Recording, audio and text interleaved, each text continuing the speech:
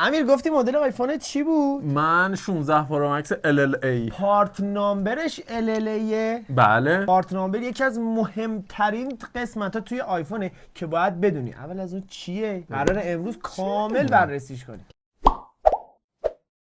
سلام به آلفاتکیای عزیز، من امیرم. منم مجید. خیلی خوش اومدید به ویدیو جدید خودتون. اگه جدید هستید تو کانال مثل همیشه گزینه سابسکرایب رو بزنید. این ویدیو رو اگه دوست داشتید لایک بکنید و واسمون بنویسید که اگه آیفون دارید پارت نامبرش کجاست و اگه نمیدونی اصلا پارت نامبر چیه صبر کن تا آخر ویدیو واسمون کامنت بذار. آقا اول اینکه پارت نامبر چیه؟ ببینید پارت نامبر رو ما داخل تمامی گوشی ها داریم. حتی توی شیائومی ها مثلا ما شنیدیم مثلا توی همه چیز آره. ما داریم. یعنی تو هر چیزی که میسازی ساخته میشه، به قول گفتنه ثبت اختراع میشه، هر چیزی پارت نامبر داره. حالا اسمش فرق میکنه، مثلا میگن آقا ریجنش چیه، آره. نمیدونم چیش چیه. و اینکه این پارت نامبر به چه درد میخوره، کسایی که تعمیرکار نرم افزار یا علل خصوص سخت افزار هستن از طریق این پارت نامبر میتونن کارشون رو سریعتر جلو ببرن. چرا؟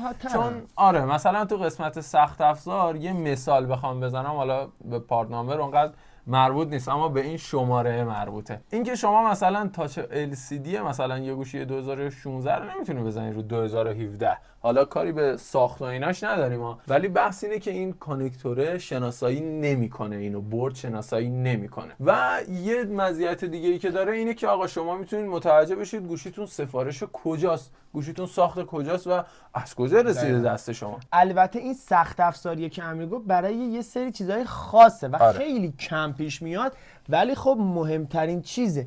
آقا تو خودت، آقا من میگم من ملیتم ایرانیه. بله. این مهمترین چیز برای یه شخص، برای یه چیزی که میسازی، مثلا میگن آقا تویوتا ژاپنه یا نمیدونم فورد مال آمریکای، اینجوریه. و مهمترین بخش پارت نامبره که یه سری قابلیت ها داره و یه سری چیزها رو از شما میگیره. و کلن بخوام براتون بگم اصالت گوشی یا اصالت هر چیزی به این پارت نامبر ریجن یا ساخت کجاست. سوال دومی که میخوایم بهش جواب بدیم اینه که آقا ما اصلا این پارت نامبر رو از کجا میتونیم پیدا بکنیم؟ اگه به خودت رسیدی توضیح بده واسه بچه‌ها. پارت نامبر یه چیز کاملا مشخصه که اول از اون روی جعبه گوشی زده. حالا بله. یه سریا زده آقا مثلا میدین ویتنام، مثلا سامسونگیا، یا سریای شیائومی زده میدین چین، یا یه سریاشون زده میدین ایندیا، یا حتی زبانی که روی جعبه گوشی زده مثلا هندیه یا روسیه. برای آیفون ها که امروز بحث ویدئوی ماست و قرار کامل براتون بررسی بکنیم، پس این ویدیو رو لایکش کنید و کامنت هم برامون بذارید. بچه ها حتما سابسکرایب بکنید چنل رو و دستتون در ادامه توضیح. اینه که شما وقتی سریال گوشی رو چک میکنی، آقا ما 3 تا چیز توی آیفون داریم. یه IMEI داریم، یه IMEI 1-2، یه دونه سریال. این سریال مخصوص گوشیه، اون IMEI مخصوص همه گوشی هست. یعنی بله. اون سریال مخصوص اون گوشی مثلا آیفونه، اون IMEI مخصوص همه است که معمولا اولش با 8 شروع میشه و هولوش اگه اشتباه نکنم 16 رقمه. و آخر اون عدد سریاله 2-3 تا حرف است که با یه اسلش جدا میشن. حالا اینا به قسمت‌های مختلف، به حروف مختلف هست که قراره الان براتون کامل بگیم. یکیش که همون اول کار امیر گفت LL خط فاصله A یا همون LLA خودمون. LLA دیگه همه میگن دیگه، معروفه دیگه، LA نمیدونم بریم اینا. آره. میشه چی؟ ریجن یا ساخت امریکا. خود امریکا که معمولا تقسیمه، یه سری خصوصیت‌های دیگه هم داره، ولی خب معمولا چیزی که خیلی واضحه داخلش تقسیمه. و اگر خواستین سیم دوم استفاده کنید ای سیم یا سیم کارت مجازیه. سوال بعدی که میخوایم بهش جواب بدیم، این پارت نامبر رو ما بینش یه پرانتزی باز بکنیم قبل اینکه بخوایم بقیه رو بررسی بکنیم. سوال بعدی که میخوایم بهش جواب بدیم اینه که آقا اصلا تفاوت این پارت نامبرها چیه؟ آیا تفاوتی میکنه یا نه؟ ببینید توی کیفیت ساخت اصلا به هیچ وجه هیچ تفاوتی نمیکنه. اپل که به این بزرگی نمیاد اعتبار خودش رو خراب بکنه که مثلا دقیقا. واسه چین یه کیفیت بزنه واسه امریکا یه کیفیت. دقیقا. موضوعی که هست اینه که آقا میبینه با توجه به اون کشوری که میخواد بده، با توجه به وضع اون کشور و قوانینی که اون کشور داره، این امکانات گوشی رو اوکی میکنه که توی ادامه میبینید تفاوت جز به جز این پارت نامبرها رو. و یه مثالش هم که مجید واسهتون زد، مثلا آقا امریکایی که دارید میبینید تقسیم گوشیاش، به خاطر اینه که اونجا سیم کارت الکترونیکی راه اندازی شده. گوشی‌ها 2 سیمه، اما یه سیم کارتش فقط فیزیکی میخوره، اون یکی ای سیمه یا همون سیم کارت الکترونیکیه. مثلا داخل مکبوک آقا بخوام واسهتون مثال بزنم، میاد واسه یه امارات میزنه، این کیبورد ممکنه عربی باشه، یعنی دیگه ABCD و اینا روش نیست. چرا؟ چون که سفارش اماراته و واسه یه امارات دادن و درستش کردن. حالا بریم ببینیم پارت نامبرهای بعدی چی ان و اینکه کدومشون بهتره واسه ما ایرانی‌ها. چیزایی که شما شنیدید رو برامون کامنت کنید. مثلا آقا میگم CH و ZA و جدیدن که با ریجیستر نشدن سری 14 و 15 ما شاهد یه سری ریجنا و یه سری پارت نامبرهای عجیب و غریب که من خودم به شخصه با اینکه خیلی حداقل توی این مورد اطلاعاتم بالا ندیده بودم، نشنیده بودم. آره یه چیزای عجیب و غریبی بود که اصلا معلوم نیست کجاست، چه جوریه و چی کارش قراره بکنه. و نمیدونم که اصلا کسی هم خرید یا نه. اون که خریده دیگه واقعا یه ذره بدبخت. آره CHی که وجود داره و اگر شنیده باشید که مطمئنم شنیده باشید JA که دیگه مشخصه، ZAA یا همون زده خودمون و اینا پررواج ترین و پرتکرار ترین ریجن ها داخل ایران هست که با سری 13 که اومد ما شاهد CH و علل خصوص پرفروشتر ZA هستیم. بله. و اینا یه سری چیزهای خاص داره که مثلا آقا JA شو امیر برامون بگو. JA که مال ژاپنه، اول اینکه تقسیمه، چرا؟ چون که سیم کارت الکترونیکی اونجا هست و گوشی‌های اونجا ای سیمه. و اینکه نکته بعدی که خیلی جالبه و شاید نشینده باشید، برمیگرده به اون قوانینی که واسهتون توضیح دادیم. اینکه آقا شما توی ژاپن حق نداری نامحسوس عکس برداری بکنی. حریم شخصی براشون خیلی مهمه. به خاطر همین گوشی آیفون شما اگر روی سایلنت هم باشه عکس برداری بکنید، صدای شاتر دوربینتون حتما میاد و کاریش نمیتونید بکنید.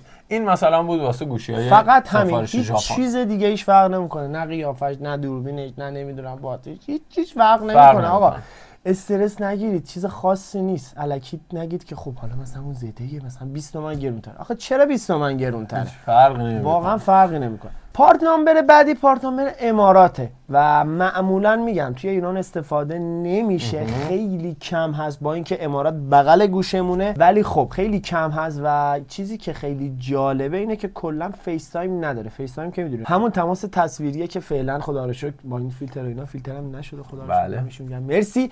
شما فیس تایم چه صوتی چه تصویری کلا هیچی نداری. همین. پارت نامبر بعدی پارت نامبری که خیلی داخل ایران خیلی زیاد هست. CH آقا مال چینه. بله. هیچ فرقی از لحاظ کیفیت نمیکنه. کابلی که همراه بقیه هست تو اینم هست. تنها تفاوتی که هست اینه که آقا شما تماس صوتی و یا حتی گروهیش هم نمیتونی انجام بدی. داخل فیس تایم نداری. ویدیو کال فقط و فقط ویدیو کال. چین دوست داشته. واقعا اینو من نمیدونم. هرچی هم سرچ کردم که بفهمم دوست داشته. تو چیکار داری؟ راست پولش.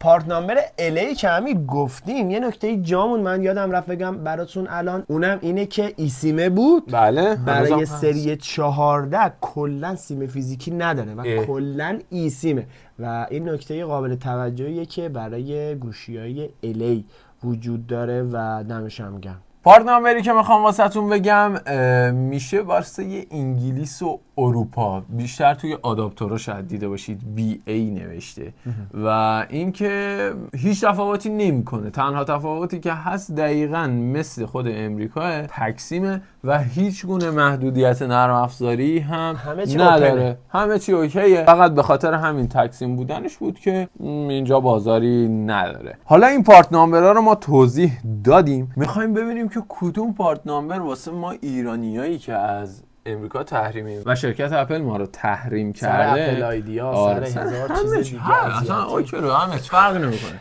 میخوایم ببینیم که کدوم پارت نامبر واسه ما ایرانی‌ها بهتره و ارزش خرید داره واسه ما. کدوم پارت نامبره؟ این پارت نامبرایی که گفتیم موجوداش هم اول کار، اگه حواستون باشه براتون گفتیم، اگر نه یه دقیقه بزن از اول دوباره بیا تا اینجا تا متوجه بشی قشنگ اگر تیز باشی. ولی ما باز براتون میگیم چیزایی که هست داخل ایران. اولیش پرفروشترینش زده، بله. دومیش هم CH. حالا اینکه الی شما بخوای بخری یا نه برای سری 14 به قبل اوکی مشکل نداره، ولی ما ایسیم نداریم. چجوری خواهی استفاده کنی؟ سری JA هم همینطور. وقتی که تو CHش هست یا همون ZAش هست، حالا مثلا ZAش رو میگیم یه مقدار گرونتره چون واقعا گرونتره، JAش رو نیاز نیست بخری، همین CH با همین ZA اوکی همیشه هم هست. الان هم جدیدن توی سری 15 یه هولوش اختلاف 10-15 تومانی داره CH با ZA، در صورتی که نسخه ها نمیدونم کیفیت همه چی دقیقاً یکیه ولی خود اختلاف 10-15 تومانی داره. و چیزی که در مورد ZA خیلی مهمه اینه که مال سنگاپوره. حالا اینکه مال سنگاپوره و چرا ما داریم استفاده میکنیم و